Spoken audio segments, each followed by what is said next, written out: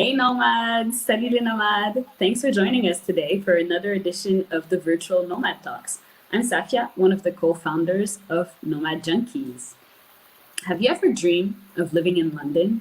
Could you imagine yourself sipping a pint at a local pub, shopping for vintage clothes, or enjoying some fresh air in Hyde Park?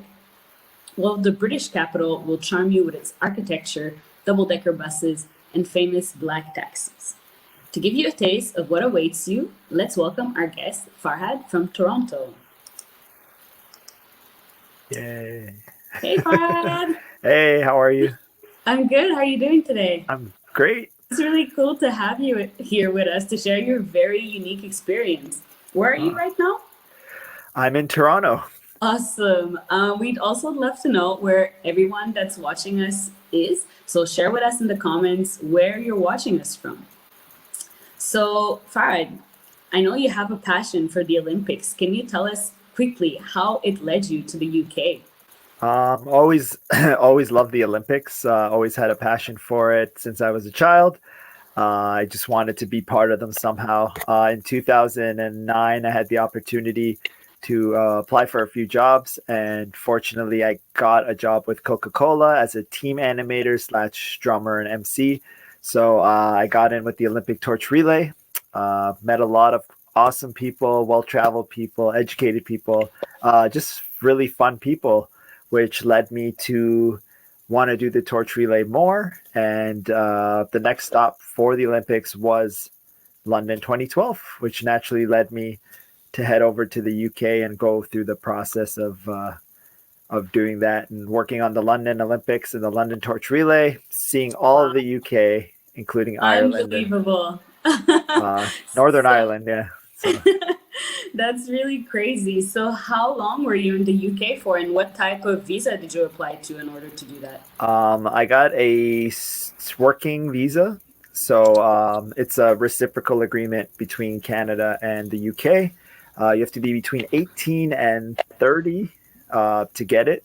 I was in the UK, so I went to the UK in 2011 originally, just to see the royal wedding.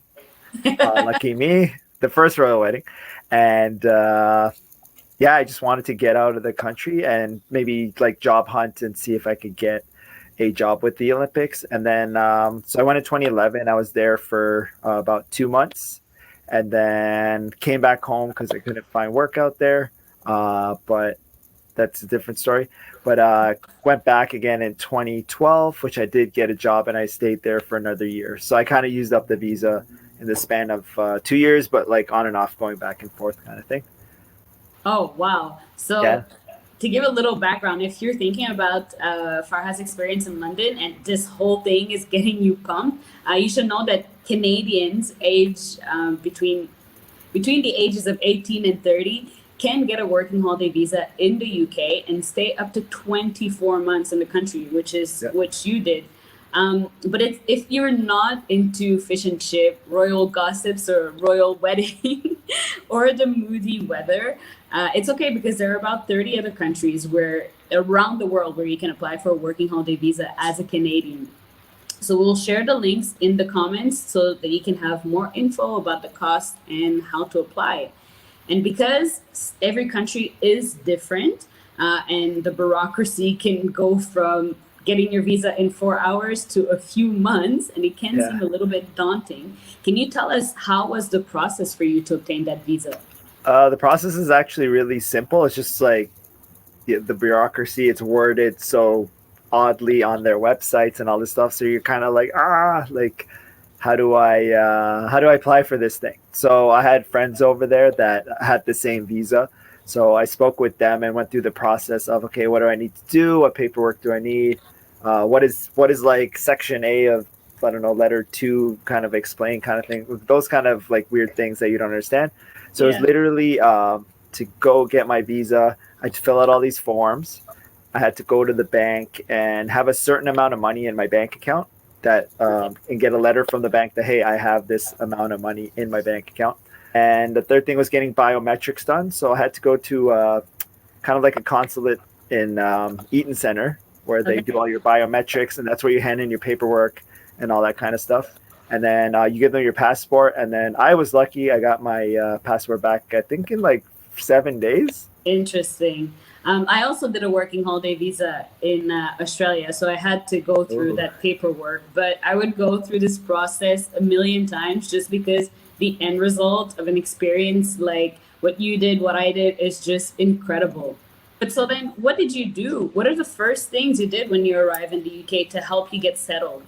Well, the first time I arrived in the UK, it was more of go see the royal wedding, travel around Europe a bit because I kept running into people, and it's kind of like one of those things where it's like, oh, we do this, we do that, like traveling's great, da da da. And because I've never been to a foreign country before, it Yeah. was kind of like, okay, like maybe I should go to Greece, maybe I should go to Italy. And once you get to London, especially, it's kind of like the gateway to Europe. Yeah. So you get to travel quite a bit. You get to see a lot of things. You experience different cultures, but it's all like in this little setting, little bubble.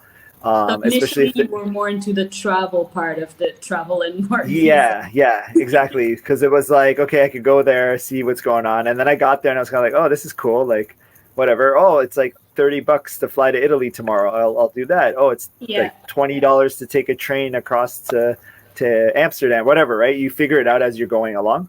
And so I went and saw a few countries. I saw some Olympic sites because I'm a huge fan that I wanted to see, which started my journey off in Greece. And I ended up again in Italy, France, Germany, all these places. And it's just an incredible thing. So the funny thing was that when I got back to London after that little 2 week stint of like going around, I think I visited like 5 or 6 countries at that time. Yeah. And all I went for was for royal wedding and to find a job. But hey, you get to travel, why not, right? Yeah. And I was trying to get back to the airport to come back to Canada because I had a return flight, and I missed my flight by 5 minutes. What steps do you need, like once you arrive, if instead of going Oh travel man, around Europe, you decide to work, like what do you need to do? if you go there to work, it's really, I don't know. I found it complicated because you need an address, Okay. you need money, you need that 3,500 or whatever they're asking for in your So bank even if account. it's a travel hack, you actually do need it. You kind of do need it because when you get there, you need a lot of places that you stay require like £1,000 deposit Bon. or whatever. Yeah. Yeah, something like that, right? So I ended up, I was lucky. I had a cousin. I stayed with him, but he kicked me out after like 6 weeks. So I ended up finding a place with London Housing Association. So it's called Okay. LHA. And they have different like hostels for young professionals and students and things like that. Mm. And so I found a place in Notting Hill Gate, which is like Okay. near central London. It was a good price. And the good thing was no deposit. You can pay Okay. with credit card. So I use my Canadian credit card to pay it off, and you pay weekly. So I don't have to pay for a month. I don't have to do nothing. That's And good. you have 2 meals included a day, and you had shower, cable, all this kind of stuff. Wi-Fi was amazing. It just felt like prison because it's either 2, 3 people in a room, or it's single rooms where they're super expensive. But my favorite thing was that I got to pay weekly and I didn't have to put a deposit. And And you if you can want visit to, an address. yeah, there's an address. So I went there. Once I lived there, I was able to get my mail. I was able to set up a bank account. I was able to get the SIN number or NI number or whatever they call it over there. And that way I'm able to now say, hey, I need to work. And the thing Oh, about the that's UK, awesome. the thing about the UK I noticed is everywhere you work, they Yeah. actually ask you if you have permission to work there and they want to see your visa. So you can't even Ah, fake it. You have to actually give them a copy of your visa to work okay. for them. And they ask for everything.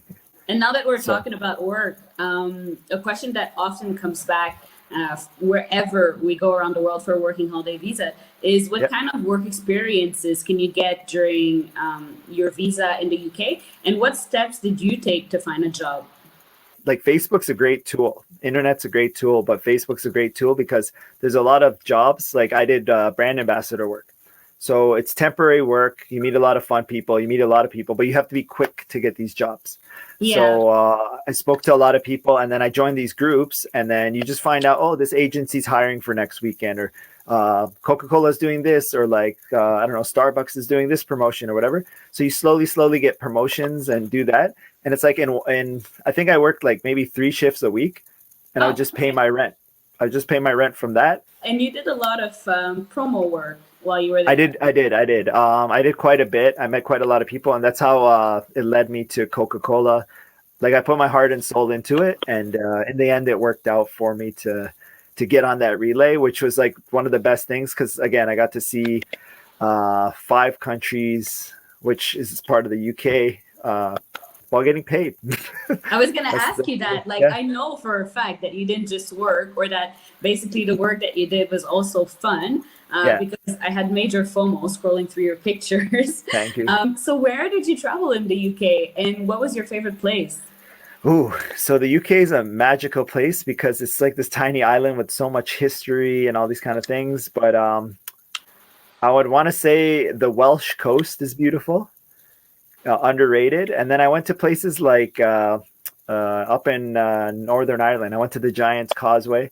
I never got a chance to go to the Titanic Museum because we got there late, but I did go to Edinburgh, and I was lucky enough to start my journey at Land's End and drive up all the way to John O'Groats. And these are the two most extremes of the UK, and got to go there. And my favorite time was I got to go for sunrise to Stonehenge. Wow. Where Olympic medalist Michael Johnson held the torch. And there's like a really cool picture on the internet with the sun rising behind Stonehenge. And there's just a silhouette of this guy holding the torch and the fire's just coming out of it. And it was like, I was there seeing this live with my eyes. I'm like, this is insane.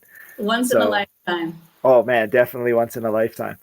So it seems like you really caught the travel bug during your working holiday visa, because you mentioned a few Euro trips and everything. So what was your most memorable experience during that? It was just like being out of my element.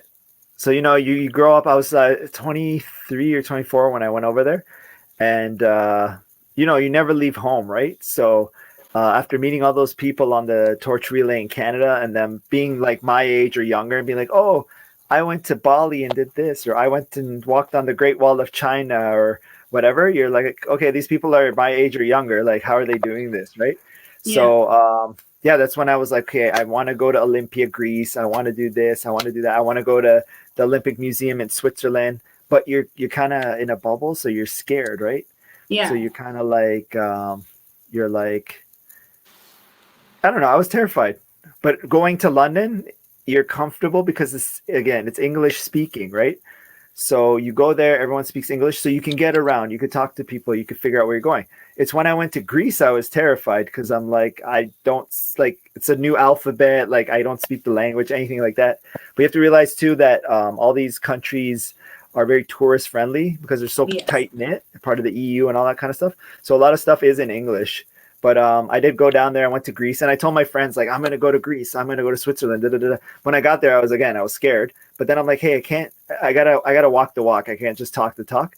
So I went over there. I'm like, you know what? I'm flying to Greece. Like, forget it. I'm going. Fulfilling flew to Greece. A long-time dream. Yeah. Flew to Greece, rented a car, went down to Olympia, took my photos, got to see the ancient ruins and all this kind of stuff. Slept in the car for 5 days while driving around the southern part of Greece and like checking stuff out. And the amazing thing was with the car rental, I would park in places where it was like kind of remote, and then in the morning I wake up and the sun's rising and it's just like mist coming off the ground. It's just like incredible stuff that I would see in the mornings. So wow, you're honestly really cool. A great role model for always chasing your dream, and also not letting fear stop you, even though like you had so much experience abroad.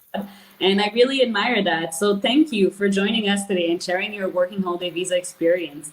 Thank you so much. And I feel like in your lifetime, you're not done inspiring us.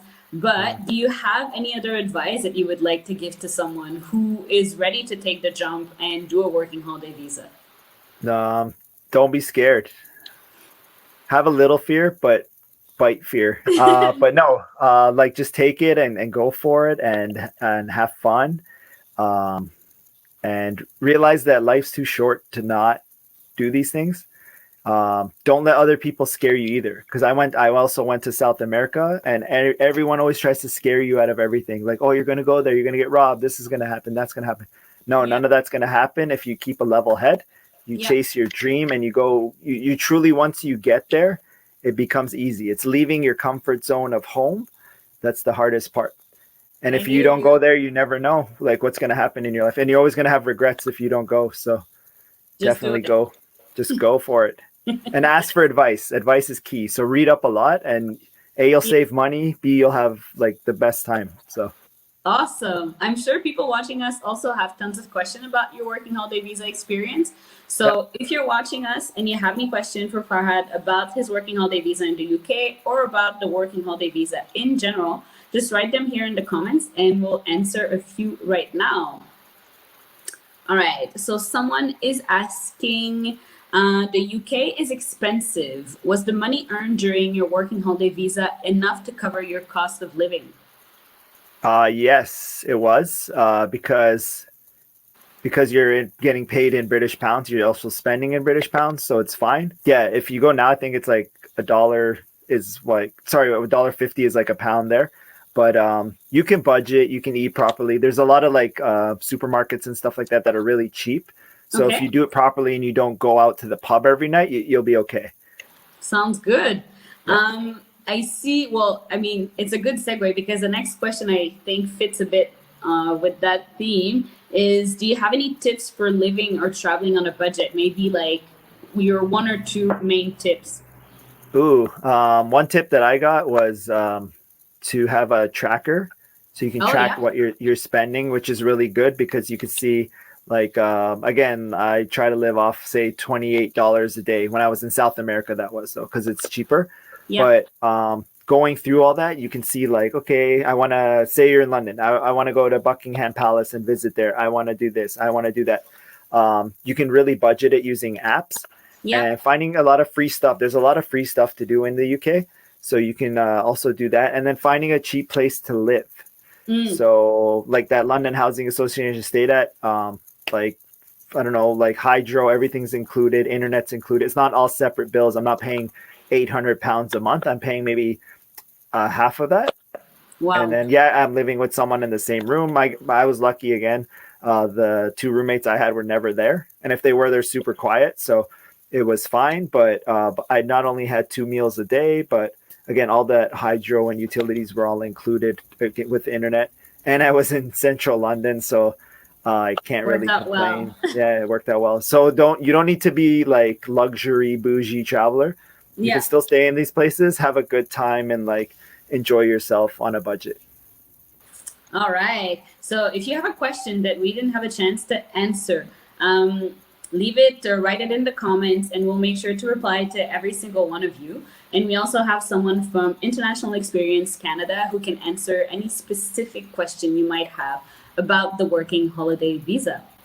So, traveling, I can't say it enough. Traveling and working abroad after the pandemic is truly a once in a lifetime experience. So, you can find all the details on how to apply for every country, including the UK, in on the International Experience Canada website. So, we'll put the links in the comment.